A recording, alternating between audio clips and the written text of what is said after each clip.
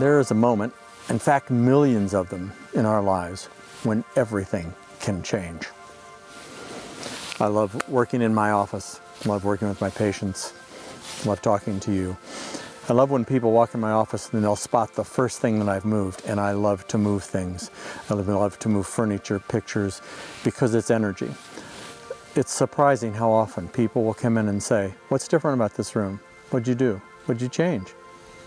I don't like it. Can I put that back?" Just when you think things are going well, you think something goes wrong. It's not that something's wrong. It's there's something wrong with your belief, because change is always happening, always happening. Imagine if we took the perspective that the forest should not change, that each time we come to visit it, everything would be the same.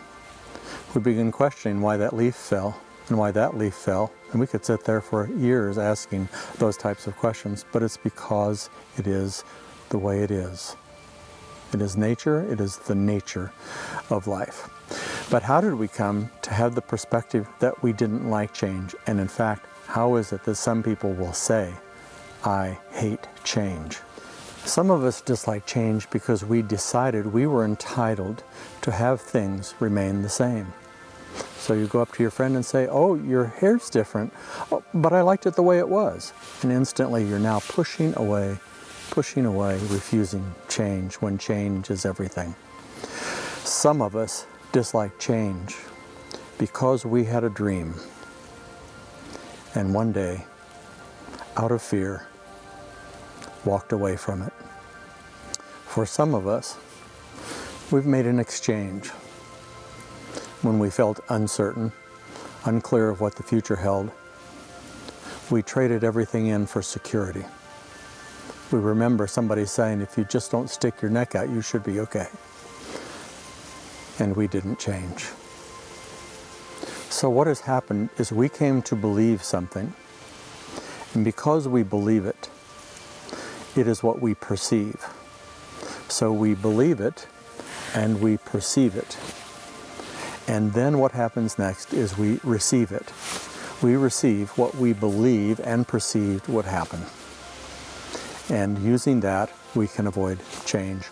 Or we can accept those moments in life, millions of moments, when we can change. Our breathing teaches us this. When we inhale and exhale, in between the inhale and the exhale is a moment. And in that moment, we have a say. If I'd rather not and refuse change, which makes me quite delusional, I will say, as I inhale, "I believe this, therefore I perceive it, therefore I receive it," and nothing changes. The good news is I developed that system. I developed how I go about reacting unconsciously through my life.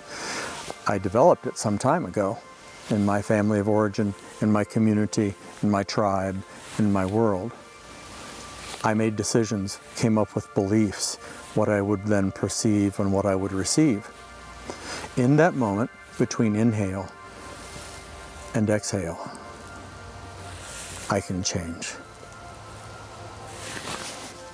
Now some say that between the inhale and the exhale, all that is stimulus and response.